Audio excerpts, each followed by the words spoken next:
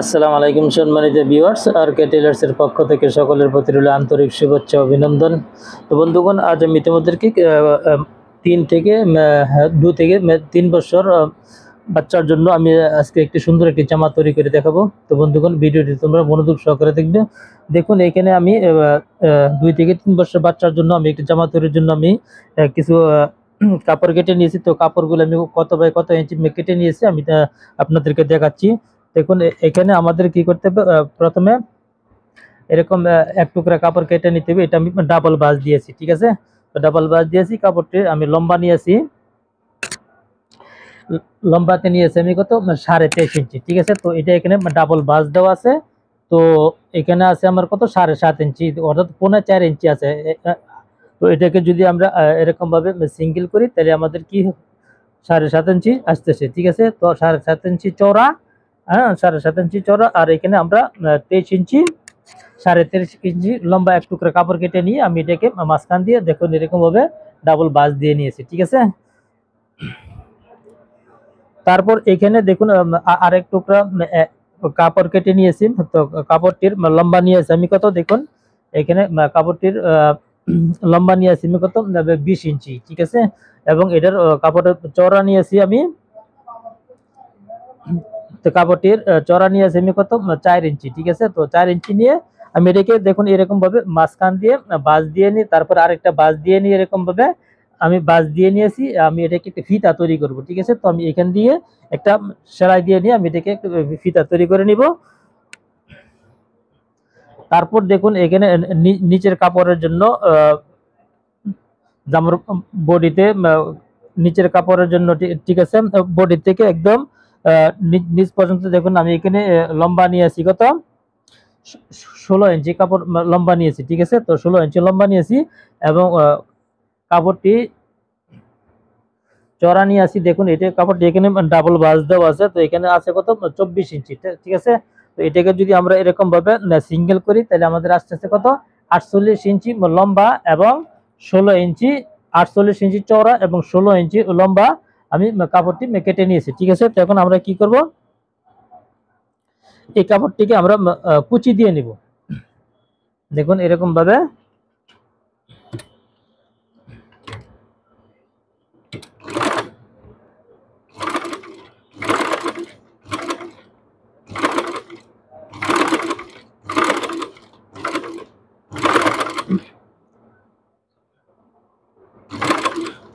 তো এরকম ভাবে আমি সম্পূর্ণটা জুড়ে কুচি দিয়ে নেব।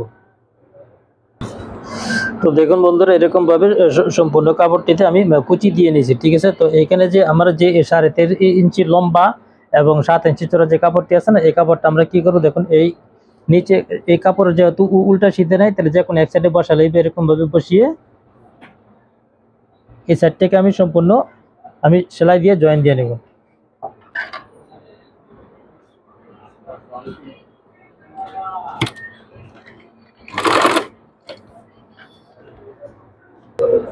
তো বন্ধুরা দেখুন এরকম ভাবে একটি সাইড আমি এরকম ভাবে জয়েন দিয়ে নিয়েছি, ঠিক আছে। তারপরে অপর একটি সাইড এরকম ভাবে আমাদের কি করতে হবে, ফোল্ডিং করতে হবে এরকম ভাবে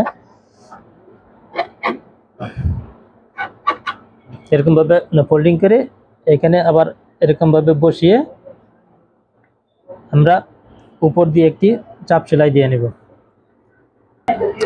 তো দেখুন এরকম ভাবে আমার এই পট্টিটি এখানে জয়েন দিয়ে নিতে হবে, যেরকম ভাবে আমরা পেটিকোটের কোমর জয়েন দিই না, ঠিক এরকম ভাবে আমাদের এই পট্টিটি এখানে এরকম ভাবে সুন্দর করে লাগিয়ে নিতে হবে। তো দেখুন এরকম ভাবে এখানে পট্টিটি জয়েন দেওয়ার পর আমরা এটাকে কি করব, এরকম ভাবে ভাঁজ দিব, ভাঁজ দিয়ে নিয়ে এখান দিয়ে আমরা জয়েন দিয়ে নেব।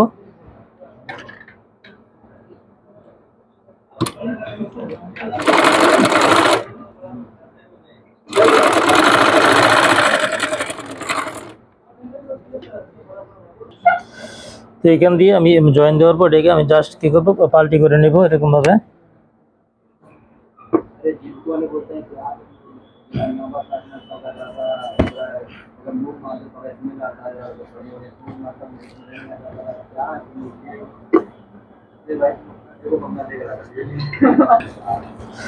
এরকম ভাবে পাল্টি করে নেওয়ার পর এখন আমরা কি করব, এখান থেকে 2 ইঞ্চি ভিতরে আমি একটি মার্ক দিব, এবং এখান থেকে 2 ইঞ্চি ভিতরে একটি মার্ক দিব।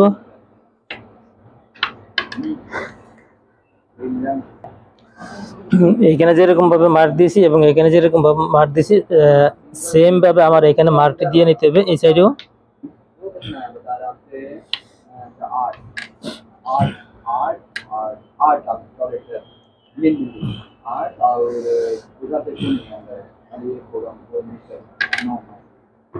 তারপরে এইখানে যে কাপড়টি আছে না, এটাকে আমি 2 সাইডে সেলাই দিয়ে নিব। অর্থাৎ একটি ফিতা বানিয়ে নেব। এখানে আমি 20 ইঞ্চি লম্বা এবং 4 ইঞ্চি চওড়া কাপড় নিয়ে আমি ভাঁজ দিয়ে এরকম ভাবে একটি ফিতা বানিয়ে নিচ্ছি। এরকম ভাবে এই সাইডে একটা সেলাই দিব, তারপরে এই সাইডে একটা সেলাই দিব।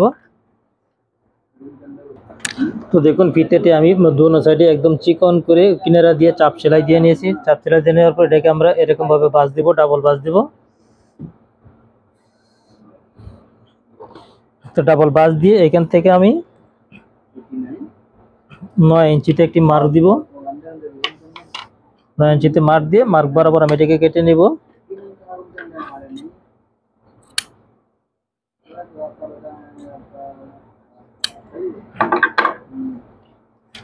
অর্থাৎ আমি 2 টুকরা ফিতা বানিয়ে নিয়েছি। এখন আমরা এই ফিতা দুটি দেখুন, এখানে যে দাগ দিয়েছিলাম না 2 ইঞ্চিতে, এখানে যে 2 ইঞ্চিতে দাগ দিয়েছিলাম, এই দাগ বরাবর এখানে এরকম ভাবে এটাকে আমি এরকম ভাবে বসাবো। দেখুন আমি কিভাবে জয়েন দিচ্ছি।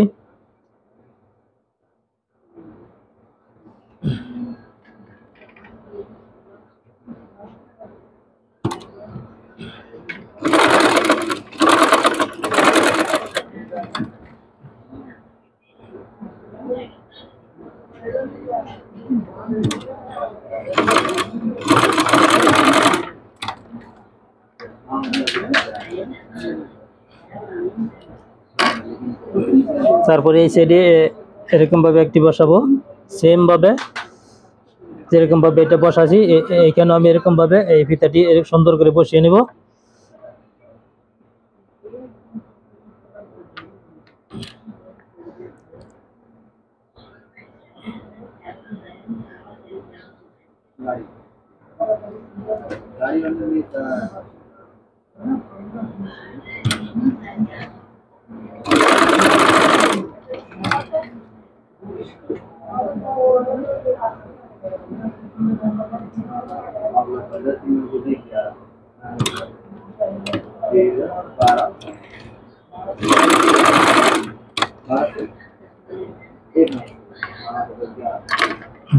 তারপর এটাকে দেখুন এখানে ধরে এরকম ভাবে, তারপর এটাকে এখানে ধরে এরকম ভাবে ভিতরে দিয়ে সেম ভাবে আমি সেলাই দিয়ে নেব।